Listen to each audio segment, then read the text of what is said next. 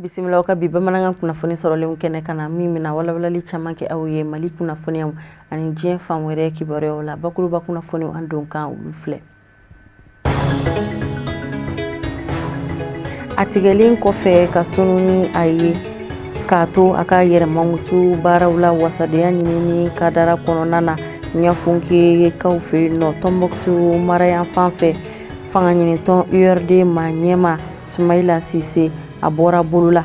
Mali jamana ma ɲɛma olu ka wulikajɔ kɔnɔna na ani a balimaw ani jɛɲɔgɔn seraw bɛɛ lajɛlen ɲɛ yirala hɛrɛ la ka bɛn alamisa octobre kalo tile 8 ma. Mamadou Sinsin Coulibaly de sugandira k'a bila Mali patronbaw olu ka ɲɛmayaso Conseil national du patronat du Mali ɲɛkunna ka sanga ni u ka lajɛrɛba Assemblée générale baaraw ye min ni o kɛra ka bɛn alamisa don octobre kalo tile 8 ma jɛkulu in yɛrɛ dagayɔrɔ la. O de y'an don kan ye bakuruba kunnafoni na kunnafoni wɛrɛ bɛna fara kunnafoni minnu kan ka ɲɛfɔli k'a la aw ye a y'aw bisimila. An balima bamanankan mɛnna waleɲuman dɔ foli o bɛ kurakuraya ka lase aw kelen-kelenna bɛɛ lajɛlen ma yan fo aw sigiyɔrɔ la Mali kɔnɔ ani Mali kɔ kan ka fɔ aw ɲɛna a k'aw bisimila ko kura ni aw ka bamanankan kunnafoni kuma o selen ni Mali jamana fanga sinamatɔn ma ɲɛma fanga ɲinitɔn URD ma ɲɛma Soumaïla Cissé a labilara ka bɔ bolo la. An bɛ don min na i n'a fɔ komi bi a bɛ a yɛrɛ sagona mara kɔnɔna na. A ka labilali a dangɛnɛmayara ka bɛn alamisa don octobre kalo tile 8 ma a kun bɛnna pankuru jigiyɔrɔ la Bamako Senu. Kunbɛli a kɛra kunbɛli cogo ɲuman na bonya ani karama kɔnɔna na bari sabu ka da ka jamakulu Bayirika o de bɔra ka ye kunbɛli kɛnɛ in kan. Fɛn minnu sɔrɔla Amadou Kamara ani Abdoulaye Sogodogo fɛ an ka jɛ an k'o ɲamada.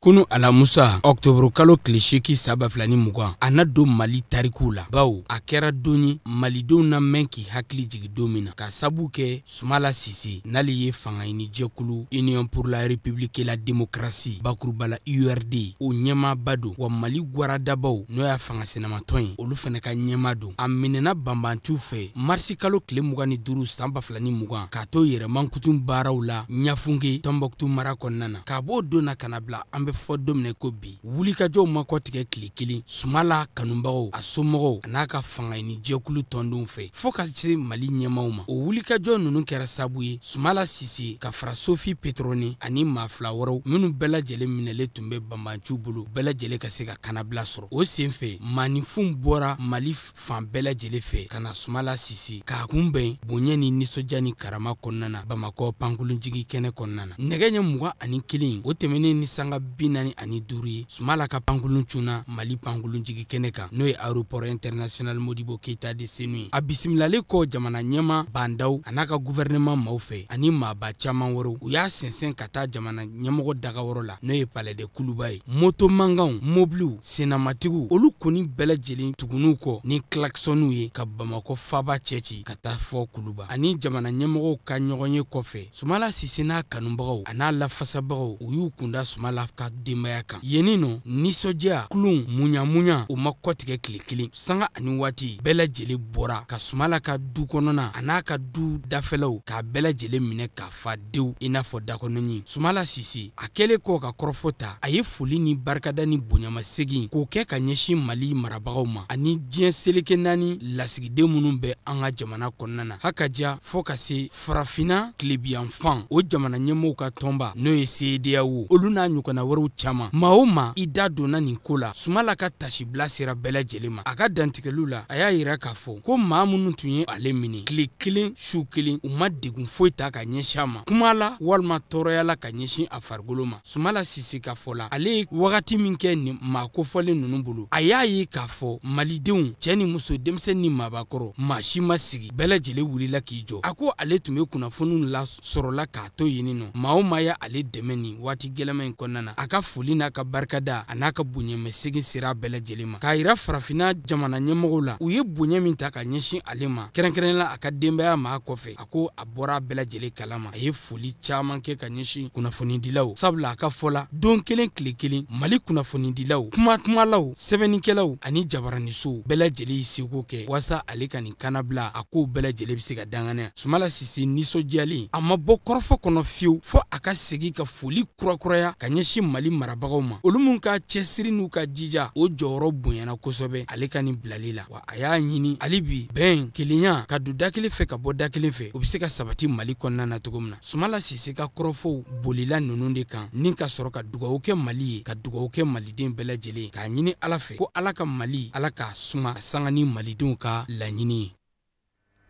Hali bi an bɛ to o hukumu kelen kɔnɔna na Sumala Sise badenmaw terisiraw jɛɲɔgɔnw kanuɲɔgɔnw tɔndenw u bɛɛ lajɛlen ye su ɲɛnamaya su min ni a bɛ to hakiliw la n'a bɛ don tarikuw kɔnɔna na alamisa don su don ɔktɔburu kalo tile 8 faba la Bamako yan nɔ maaw bɔra i n'a fɔ komi kɔnɔkulu ni k'u kunda pankurun jigiyɔrɔ kan Bamako senu walasa ka se ka taa URD ma ɲɛma Sumala Sise ka kunbɛn ani ka bisimila ka sɛnsɛn fo jamana ɲɛma dagayɔrɔ la Kuluba ka bɔ yen nɔ ka taa se fo a ka denbaya la jamakulu olu ma kɔtigɛ Amadu Kamara ani Abdulaye Sogodogo ani olu bɛ to ɲɔgɔn bolo hali bi. Kunu su a na don Mali tariku la bawo k'a daminɛ aéroport international Modibo Keita de Senu ka se palais de Kuluba ka na bila Sumala ka du kɔnɔna na maninfin bɔra fan bɛɛ lajɛlen fɛ k'u ka nisɔndiya yira ka sanga ni Sumala Sise ale ka bilali ye n'a tun minɛnen bɛ Banbanci fɛ fan o fan maninfin bɔra k'i jɔ ka Sumala Sise ka délégation k'a fɔ nisɔndiya ni bonya ni karama kɔnɔ. An nisɔndiyalen de bɛ kuma maliyɛnw fɛ bi Mali kɔnɔ Mali kɔ kan fɛn fɛn y'i cɛsiri Sumala ko la an nisɔndiyalen don an b'u fo k'u waleɲuman dɔn u ye baara mun kɛ Ala k'u sara Ala ka a to ni ɲɔgɔn wɛrɛ kana kɛ maliyɛn den si la ni ɲɔgɔn wɛrɛ kana kɛ mɔgɔ si la mɔgɔ o mɔgɔ i y'an dɛmɛ dibi la i y'an dɛmɛ yelen na Ala k'i sara vraiment Sumala Sise a nana Mali kɔnɔ bi a nana masakɛya de la Mali kɔnɔ bi an bɛ Ala fo k'a barikada an bɛ maliyɛn bɛɛ fo an bɛ nin gouvernement in fo pour la libération de Sumala Sise an bɛ bandaw fo vraiment u ye fɛn dɔ de bɔ anw dusukun na a fɔ ka gɛlɛn yɛrɛ bamanankan na ne bolo u ye fɛn dɔ de k'anw ye fɛn mun a sara Ala de bɛ se k'u sara la an bɛ bandaw fo. A ka fanga ni jɛkulu n'o ye URD a kɔkɔrɔmadonbaw club de soutien a baarakɛɲɔgɔnw a kanubagaw a n'a lafasalibagaw u bɛɛ lajɛlen bɔra k'u ka kanu an'u ka nisɔndiya k'o yira Sumala Sise la ka kɛɲɛ ni a ka nin bilali ye min kow bɛɛ lajɛlen kɛra bonya ni nisɔndiya kɔnɔna na. An bɛ yan bi ye donba ye Sumala bɛ tɔn min na an ka parti ɲɛmɔgɔ tɔn de ye Sumala ye donc an ne bɛ tɔn kelen na tɔndenya kama an kan ka se yan nɔ adamadenya kama an kan ka se yan mun na a ye wagati hakɛ min kɛ mɔgɔ t'a la bɛ condition na a bɛ lahara o lahara la ni Ala ni kira y'a ɲuman se yan nɔ mɔgɔ mɔgɔ da donna Sumala ka libération na pour que a ka se ka se Bamakɔ yan nɔ a ka famille na. En 22 heures nous avons notre papa, notre président, notre frère, le Malien, l'Africain Sumala Sise est avec nous. Bamanankan ka Ala fo ka waleɲuman dɔn ko bi ye donba de ye anw mɛ don in kɔnɔna a mɛnna a bɛ kalo 6 bɔ nin cɛkɔrɔba in nin Malien nin président in nin kun tununnen don Malien bɛɛ confession bɛɛ cɛ bɛɛ muso bɛɛ wulila ka jɔ. Maa caman ka fɔ la Sumala Sise ka nin bilali a kɛra kɛtuma na bawo waati tun sera Sumala Sise a ka segin so ka n'a ka denbaya la ka n'a ka faso baaraw boloda o waleya in sɛmɛntiyara Maître Demba Traoré fɛ. Don ma deli ka tɛmɛ Mali kɔnɔ ani Mali kɔ kan ni dugawu ma don Sumala ye seli ma deli ka kɛ ni dugawu ma don a ye Ala y'o dugawu jaabi bi an bɛ Ala de fo k'a waleɲuman dɔn ni Malien bɛɛ de ka victoire ye. Nin tɛ URD ta ye nin tɛ Sumala ka famille ta ye Malien bɛɛ lajɛlen ta don farafina bɛɛ lajɛlen ta don diɲɛ bɛɛ ta don donc an bɛ bɛɛ lajɛlen de fo ka bɛɛ lajɛlen waleɲuman dɔn an nisɔndiyalen don bi n'i ko ko nisɔndiyabagatɔ an ka kuma cogo sugu dɔ la bi an bɛ se ka fu fɔ an b'aw fo aw kibaru jɛnsɛnnaw aw ye mun kɛ nin ko la a kɛra Ala ɲɛna. jamaba bɔra kana Sumaila kunbɛ ni waati na an bɛ aéroport la ni waati na aw ɲɛ b'a la k'a fɔ jama nana. Mamadou Sinsin Koulibaly ale de sugandira ka bila Mali patron olu ka ɲɛmayaso Conseil national du patronat du Mali o ɲɛkun na ka sangani sɔrɔ busonbagaw u ka lajɛrɛba assemblée générale ye min ni a kɛnɛ sigira sen kan ka bɛn alamisa octobre kalo tile 8 ma. Jɛkulu in yɛrɛ dagayɔrɔ kɛrɛnkɛrɛnnen na Boubacar Traoré ani Ibrahim Koulibaly Sherifla Jabarani so tɔgɔ la an ka jɛ an ka ɲɛmadaw ka sɔrɔlenw na. Conseil national du patronat du Mali ka ni lajɛ belebele kɛra alamisa tɛmɛnen u dagayɔrɔ la. Maa kelen ale kun kelen no i kunkan bɔ ɲɛmɔgɔ ɲini nɔfɛ ni lajɛ in kɔnɔna na. Maa 100 ani maa 50 min welela kɛnɛ kan ka se ka taa kala fili. Maa 100 ani maa 2 olu ye kala ta Mamadou Sinsin Koulibaly ka a sigi a nɔ la tuguni. A yɛrɛ ɲumana a n'a fɛrɛ bɛɛ lajɛlen kɛ ka se ka maaw fara ɲɔgɔn kan manda kura in kɔnɔna na wa baara minnu b'a fɛ a y'i da don o fɛnɛ la min b'a to a bɛna se olu lawaleya manda kura in kɔnɔna na. Assemblée générale bolo dara bi parce que an ka institution de y'a bolo da an ka statut n'an ka règlement intérieur ni mɔgɔ min élu la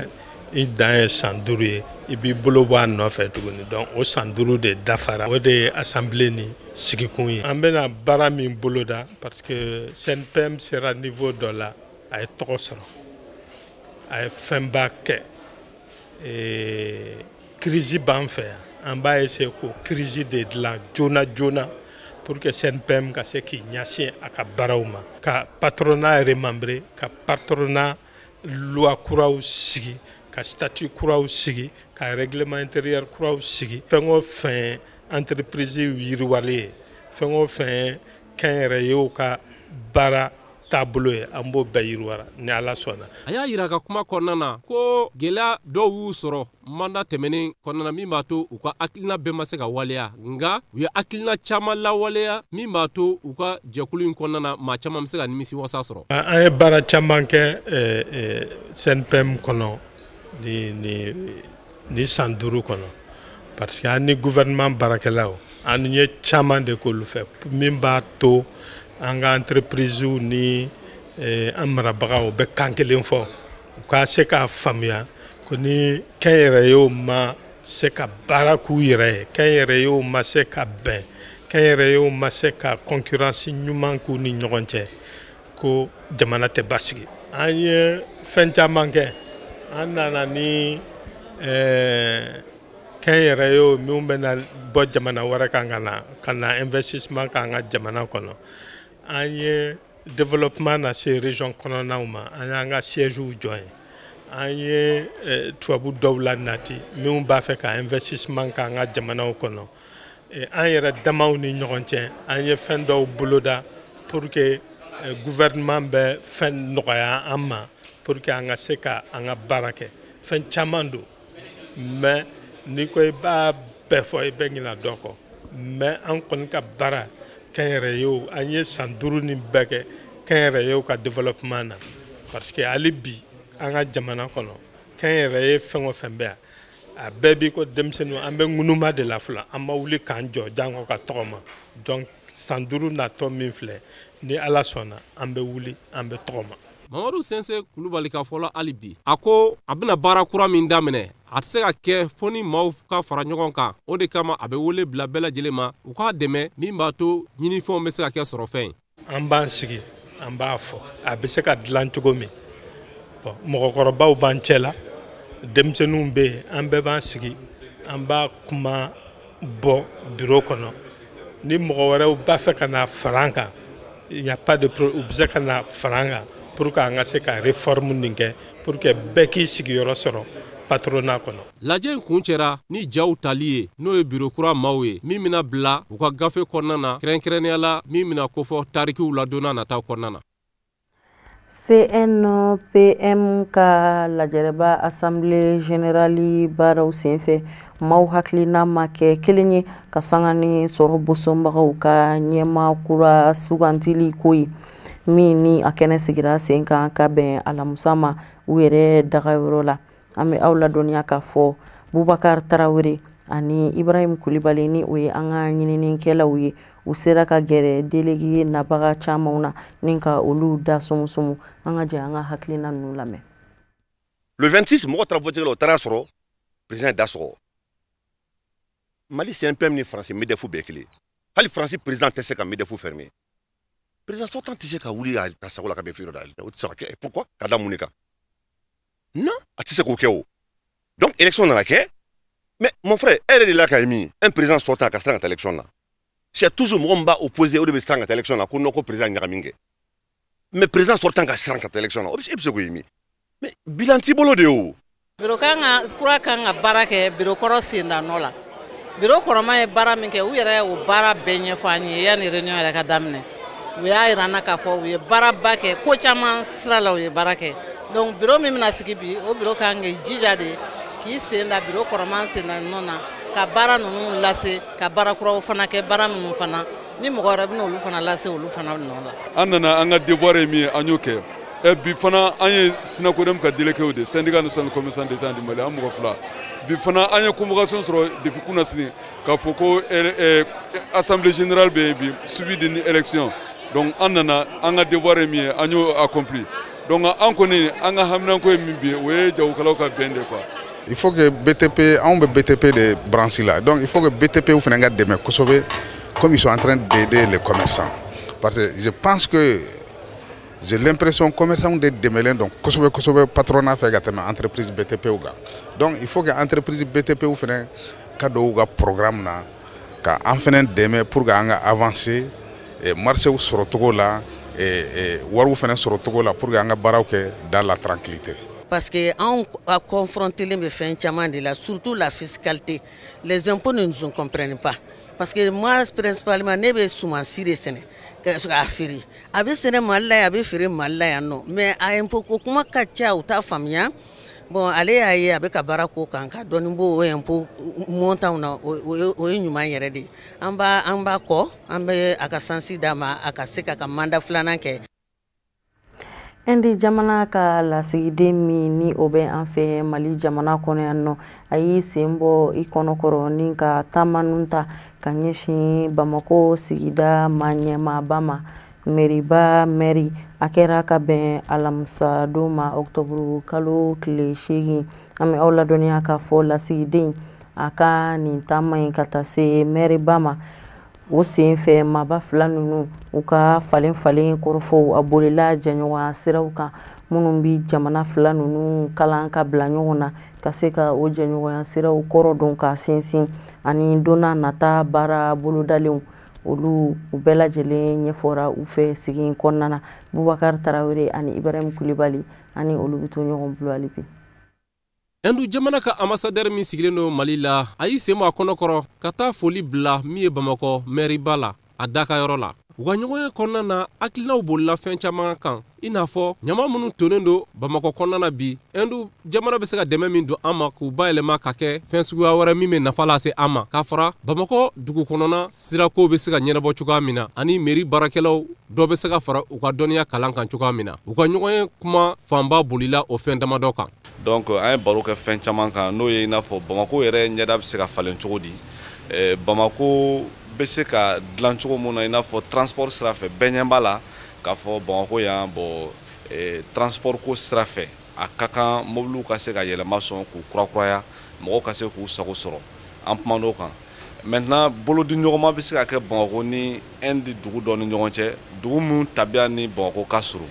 dugu min n'a b'a fɛ ka ɲɛda kurakuraya fɛnɛ sɔrɔ. Donc an kumana olu fɛnɛ kan an kɔni ye wasa sɔrɔ kosɛbɛ ni bi baro la an b'a dɔn nin y'a siɲɛ fɔlɔ ye mais nin tɛna kɛ a laban ye ni Ala sɔnna ma. Min ye Bamako mairiba yɛrɛ a y'a ka nisɔndiya yira kosɛbɛ ni hakilina in tali min kɛra ka u sɛgɛrɛ wa ko ni Ala sɔnna ma a n'a fɛɛrɛ bɛɛ lajɛlen sigi sen kan min b'a to ni jɛɲɔgɔnya min bɛna don u ni Endu jamana cɛ a ko ka se ka kɛ teliyala ka lawaleya. K'an y'a f'u ye u ɲɛ b'a la an ka saniyako gɛlɛyalen don an bolo an b'a fɛ k'a lajɛ ɲama ninnu yan'a ka kɛ tɔɔrɔfɛn ye a ka kɛ nafafɛn ye a bɛ se ka yɛlɛma ka taa sira jumɛn fɛ mɔgɔw ka se ka nafa sɔrɔ a la n'i y'a jateminɛ mairie kɔnɔ yan baarakɛla bɛ a bɛ ba fila bɔ olu bɛ se ka kalan cogo di pour que ka dɔ fara u ka dɔnniya kan o de kɔnɔna la an ko k'an bɛ baro kɛ ani nin baro fɔlɔ in filanan bɛna tila ka k'a la ani baarakɛlaw yɛrɛ bɛna kuma mɔgɔ dun b'a fɛ ka taa dɔ fara i ka kalan kan sira jumɛn na an b'olu fɔ ɲɔgɔn ye n'olu kɛra a ka ca ala fɛ jamana tɛ se ka taa ɲɛ ni kalan ma kɛ o donc an b'a lajɛ de baarakɛla minnu bɛ yan n'u bolo bɛ baara la ka ban ka lajɛ olu ka kalan dɔ bɛ se ka f'u ka dɔnniya dɔ bɛ fara u kan cogo di u ka ɲɔgɔnye kun cɛra ni bonyamasegin dɔw ye ka ɲɛsin endu ka ambassadeur min b'an ka jamana kɔnɔna na yan wa k'ala ka jaw ta ja min bɛ bila ka kɛ siniɲɛsigi donna nataw kɔnɔna na walasa ka se ka kalanko kɔrɔ don mɔgɔ minnu ni olu bi kalan kɛ kosɛbɛ ka bonyamasegin kɛ ka ɲɛsin olu ma walasa cogoya minnu na kalanko bɛ se ka ɲɛdakura bɔ o de complexe scolaire Tubakɔrɔ de Alassane Dugure u ka laɲini ye o de siratigɛ la kalanso in ma ɲɛmaw u ye kalanden jolenw ka olu ladiya kɛnɛ sigira sen kan ka bɛn alamisa octobre kalo tile 8 ma a kɛra kɛnɛ labɛn belebele min sigira sen kan ni a ye kalanden somɔgɔw ani maba welelen caman fara ɲɔgɔn kan kɛnɛ in kɔnɔ i n'a fɔ komi politiki ko ma ɲɛmaw jamana cakɛdabaw ɲɛmɔgɔw ani maba caman wɛrɛw Amadou No Diallo ani Seydou Ɲare olu kɛra baara in seere kalanso min bɛ wele ko complexe scolaire Tubakɔrɔ a hakilina bɔra maa min na a kɛn bɛ ka don gɛrɛngɛrɛnnen da sa kɔnɔ k'o kɛ sɛgasi dondenw dɔgɔla don ye journée de l'excellence a dabɔkun de ye hali bi kalandenw minnu bɛ Tubakɔrɔ kalanso la u bɛ se k'u cɛsiri ɲɔgɔn da fɛnɛ o ka kɛ u taala ye maa 300 ni maa 80 ɲɔgɔn na de lɔtɛmɔ na ni ka bonyamasegin kɛ olu ye lajɛli fɛnw na établissement Alassane Dugurew kɔnɔ ko ɲumani ani hippodrome na n'o ye complexe scolaire Tubakɔrɔ ye ko ko bɛ yen nɔ n'i y'a kɛ ni a kɛra ko ɲuman ye i kan k'a yira a tigi la k'a fɔ a i ni ce i ka ko kelen na ekɔli ni kalan taasira fɛ ni mɔgɔ minnu ye danni kɛ premier ani deuxième ani troisième i b'o récompenser pour que ka se ka u ye ko min kɛ ka yirula a ka nisɔndiya kɛnɛ de ye nin ye a ka ɲɛta kɛnɛ de ye nin ye ani min ka kan n'o ye cadeau ye k'a d'u ma ni min bɛ se k'u encourager tuguni an b'o kɛnɛ de kan n'o ye bi ye salon an ye min kɛ écoleden hakɛ min kɛra premier ɲina a y'a doublé de donc kalan bɛ ka kɛ an y'a ye an bɛ ka ko minnu kɛ vraiment a ye nafa ɲa o de y'an kɛ an bila nin kɛnɛ in ka ɲina tuguni o kumana an nisɔndiyalen n'an kun kɔrɔtalen bɛ n'an ka écoledenw ye nin kɛnɛ in a b'a ta ko 5nan de la complexe scolaire Tubakɔrɔ Alassane Dukure fɛ kalanden somɔgɔw kalanko ɲɛmaw ani dunanbaw olu kun bɛ kɛnɛ kan minnu fɔfɔra ɲɔgɔn kɔ kumaw la u ye bonyamasegin gɛrɛngɛrɛnnen kɛ établissement Tubakɔrɔ Alassane Dukure kalanso ye cɛsiri min bɛ a kalansow kɔnɔ sɛbɛ min bɛ a kalansow kɔnɔ seereyaw la da sera olu ma ni événement min y'an réuni bi ko ɲɛnɛmanba don nin de kan ka kɛ école karamɔgɔw bɛɛ écoledenw bɛɛ ɲɛna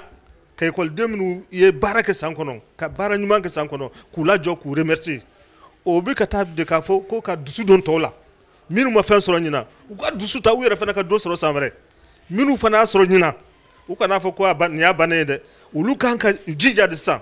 u kana bɔ nin cogo in na tuguni jamana fɛn fɛn n'i m'a mɛn ko jamanaba don i k'a dɔn k'a fɔ ni kalan tɛ a jamana si ma yiriwa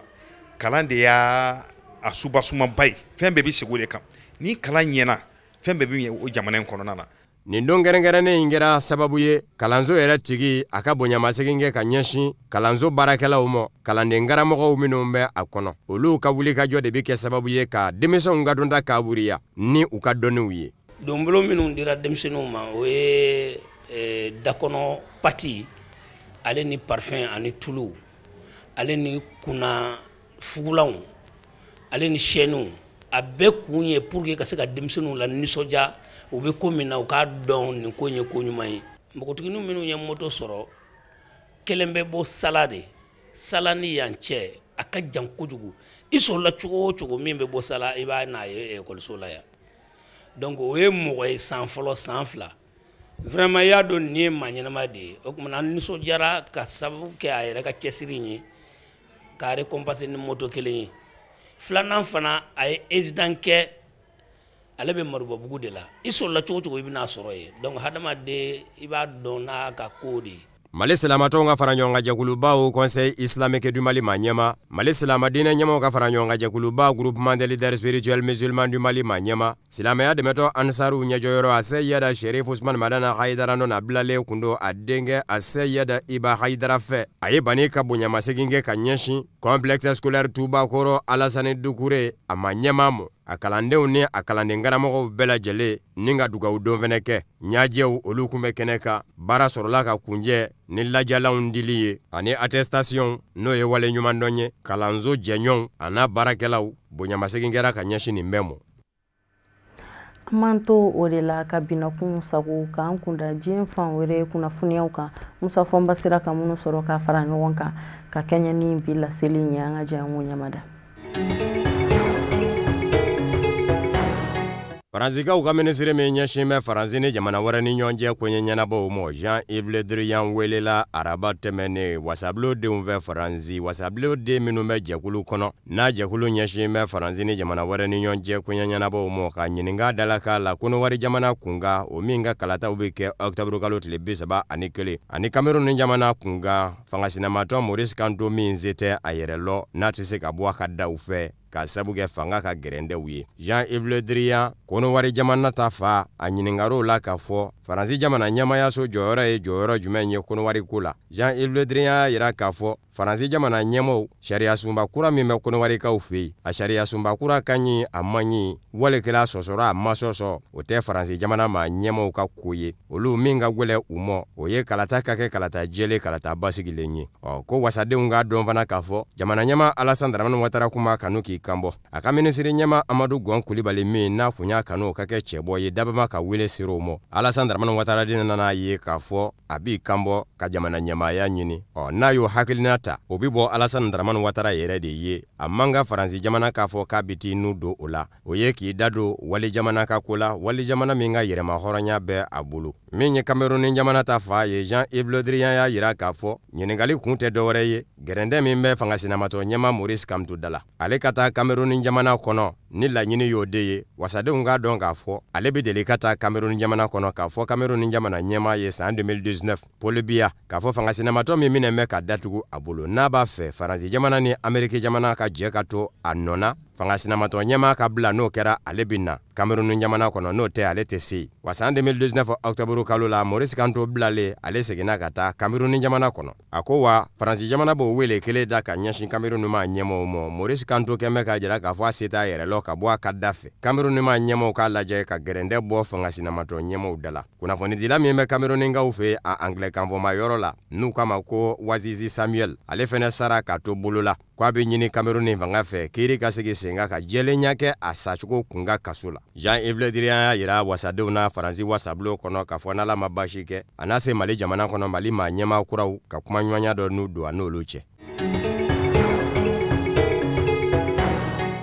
Alamusa Algérie duguba caman na musow bɔra ka fa bɛɛ lajɛlen kɛ senɔ ye k'u ka hakɛw ɲini ka sabu kɛ npogotigini dɔ f'ale yera san 19 ko Chayima dɔgɔkun tɛmɛnen Algérie faba Alger kɔrɔ yanfa yɔrɔ min bɛ wele ko Bimardes a sacogo ma dɔn o de kɛn bɛ ka musolakaw senɔ caya Algérie jamana kɔnɔ ko fɔ npogotigi facogo ka dɔn nka Algérie faba Alger jamana tɔgɔla kiri ɲɛma procureur ye o y'a yira k'a fɔ maa dɔ sɔrɔla min jɔngwala jɔra la k'a fɔ ale dɔnyɔrɔ bɛ npogotigi in facogo la bin kɛra npogotigi in ka tila k'a bugɔ ni ka ɲɛnama jeni fɔ k'a fa npogotigini in yɛrɛ Chayima san 19 a ba y'a yira k'a fɔ a b'a fabaw dɔn baw kabini san 2016 a kun sera kiiri mɔ ka jira k'a fɔ dɔw bina a kan nka ka bɔ san 2016 la ka na bila bila sɛ ma wuli ka bɔ a fa kan fɔ u nana ɲɛnama minɛ k'a bugɔ ni ka jeni dimanche jamana ɲɛma Abdelmajid Tebboune a y'a jira k'a fɔ maa minnu kɛra kokolo in kɛbaw ye n'u kɔni minɛna ɲangi ka da u kun ɲangi min bɛ kɛ ɲangi ngɔda ye u k'a ma ko peine maximale o dɔw bɛ se ka kɛ si kaso ye wa a kɛra sababu ye n'i ye maa fa i ka fa a ɲɔgɔn ye Algérie jamana kɔnɔ o min kun bira ka nɔgɔya ka sabu kɛ sariya se dɔ taara san 1993 k'a fɔ o ka dabila moratoire da bɛ ka bin ka don a la n'a tɛna kurakuraya Algérie jamana kɔnɔ dɔgɔkun tɛmɛnen Tunisie jamana fɛnɛ da donna kuma kelen la olu fɛnɛ kɛ kun bɛ ka u ɲɛtugu fali kan n'i ye maa fa i ka fa a ɲɔgɔn ye nka npogotigini dɔ fɛnɛ sale fɛnɛ yera cogoya dɔ la min ma bɛn mɔɔw mɔ o kɛra sababu ye jamana ɲɛma ka Yassa Sayed a y'a yira k'a fɔ n'i ye maa kɔni fa k'a sɔrɔ a ma fɛn k'i la i ka fa a ɲɔgɔn ye ale b'o de kan hali n'o bɛn dɛ hadamadenya hakɛlabasabaw mo.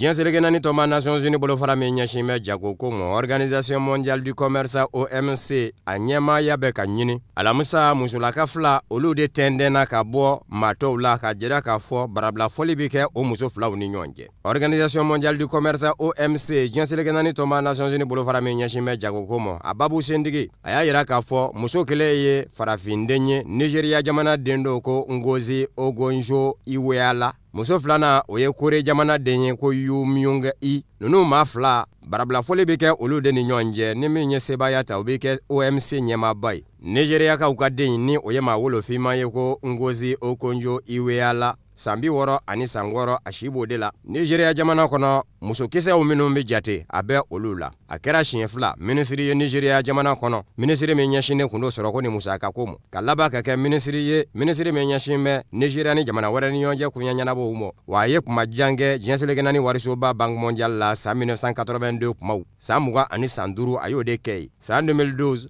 a kun y'a ɲini ka kɛ nin jɛkulu kelen ɲɛmaa ye nka binna Amerikikaw ka den dɔ fɛ min bɛ wele ko Jin Yong Kim. Amerikika den min do Amerikikaw ka jamana lakodɔn sɛbɛn b'a bolo nɔn tɛ Kore jamana den do nka o ma bali Nigeriakaw ka musolaka in diɲɛ seleke naani banafura ɲiniyɔrɔba min bɛ yen ko Alliance mondiale pour les vaccins et la vaccination a kɛra o ɲɛmaa ye wa diɲɛ seleke naani tɔma Nations Unies bolofara min ɲɛsin bɛ kɛnɛya ko ma Organisation mondiale de la santé OMS coronavirus bana kɛlɛliko la o baara bolodalen dɔ bɛ yen a kɛra o ɲɛmaa fɛnɛ ye. Nin y'a siɲɛ sabanan de ye a bɛ ka jagokɛlaw tɔgɔla soba diɲɛ kɔnɔ a ɲɛmaaya ɲini. Octobre kalo tile 19 ka taa se a tile 27 nata mɔ musolaka filaw bɛ danfara ka bɔ ɲɔgɔn na min ma na sebaya ta o bi kɛ OMC ɲɛmaa ye.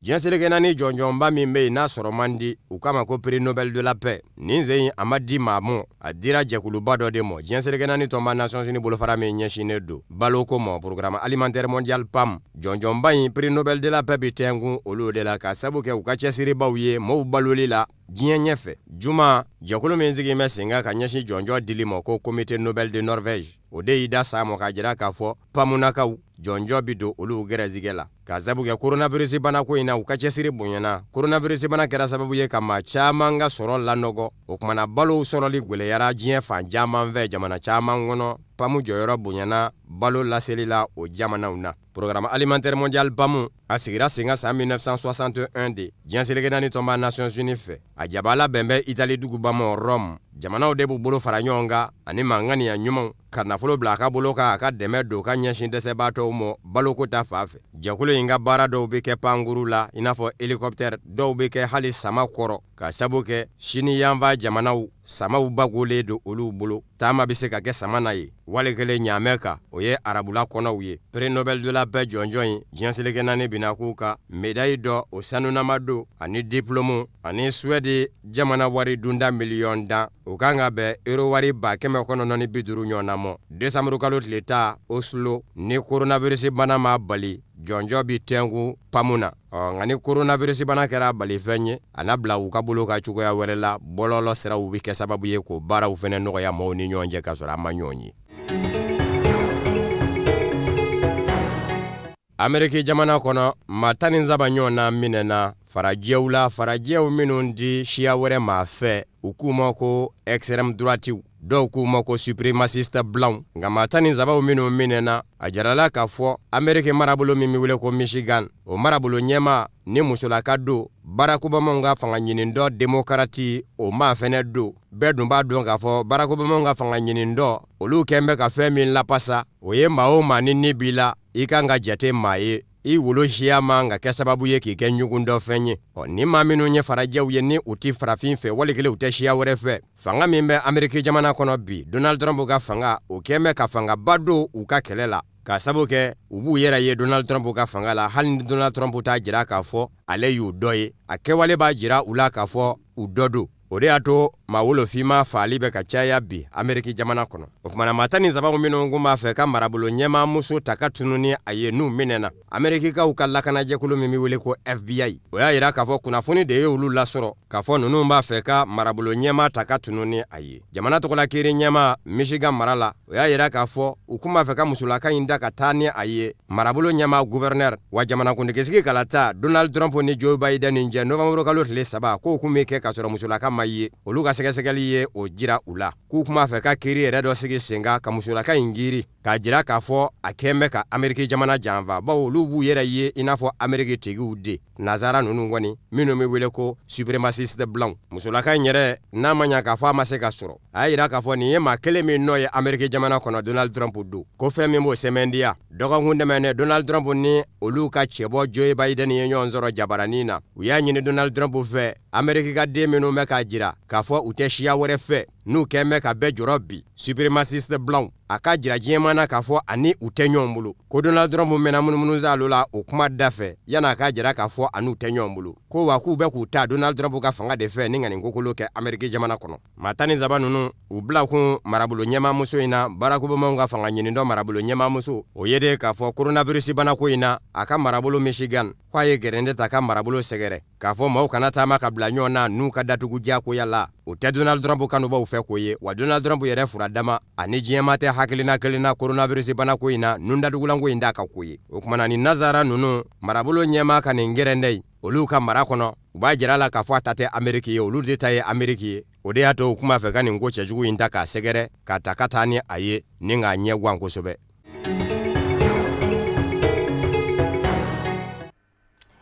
Inna lillahi wa inna ilaihi raji'un.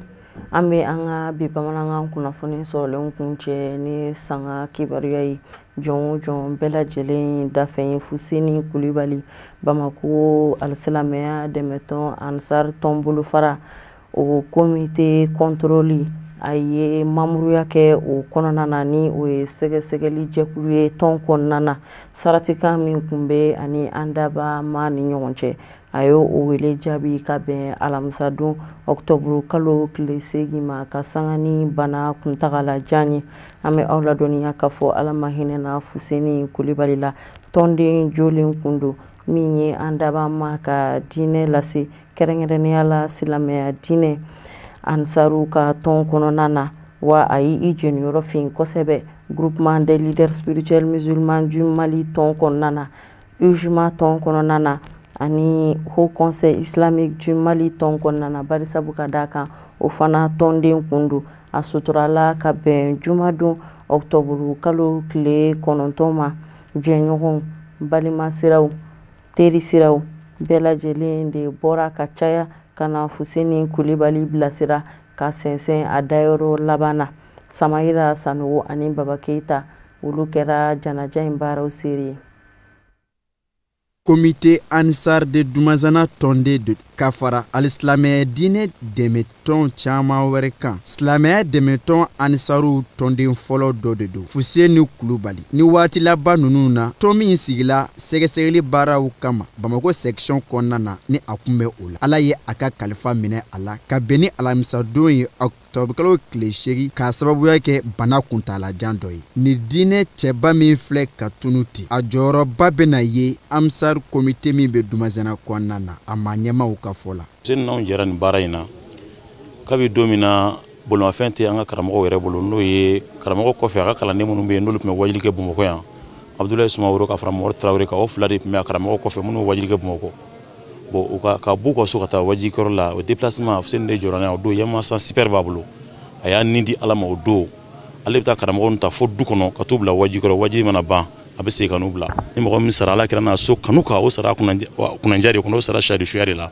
donc o la an bɛ Ala de fo Ala barika da k'a ɲini Ala fɛ Fuseni n'anw jɛra an yafara ma Ala ka yafa ma jamiyatu Ansar dini bɛɛ tɔgɔ la ulul islamiya bɛɛ tɔgɔ la a ye baara min kɛ Hayidara ka kalandenw ye k'u ta ka t'u bila wajikɛyɔrɔ ni fɛnw na a kɛra Ala de ɲana ɲini Ala fɛ Ala k'o kɛ bɔdaya ye Ala k'a sabati Ala kɛra n'a so kama sɔli ala rasul Fuseni ladon min tana ka ladu sara siga futa la wallahi ɲa dɔ ka ca a mɛnna tɛ bi an jira Ala kama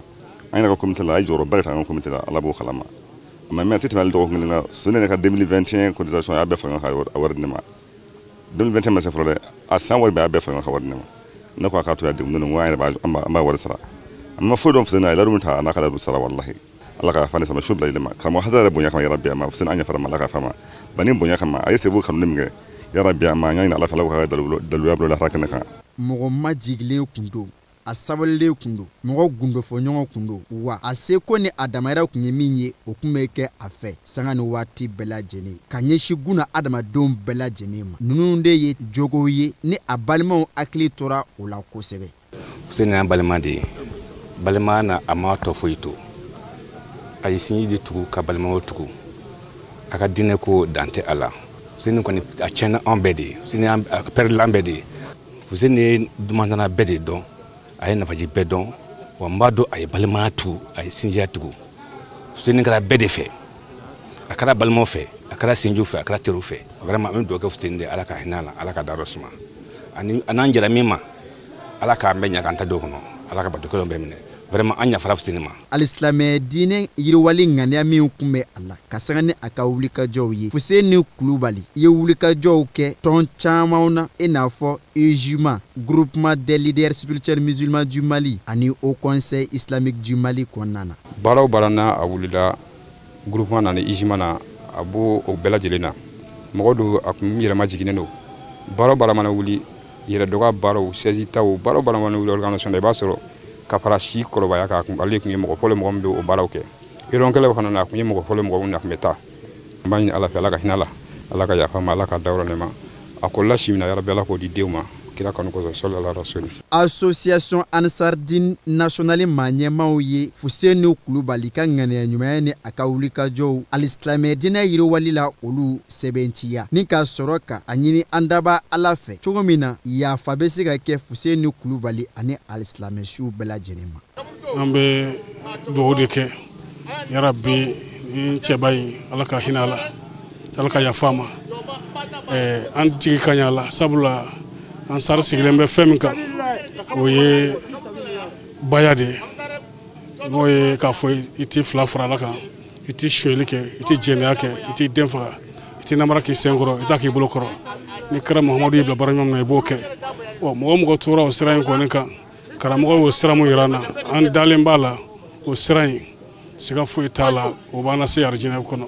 sambi duru ni wolonvla do fuseni kulubali ni ala ye adaro labambe nafadi kaburu doma atara ka muso flato ako denta munu cela ce woro ani muso nani kafara a jenyon terisiraw dakurien kele limana chama de to dusu kashi konana ala ka lahara sonsumaya fuseni kulubali ani alislamé shu bela jeni Amina ya rabi Samaira sanu wala ko do mine selame fure kelengeli na bela jele o fana de be dansigi be bamana kuna foni sorole na mini sera fala ni wonga ka benini wati ni kuna fondi so nyamo aso fe kala se awma aw ni che aw ka flelu ko nyumana ala kan shijo ka jin wati were kono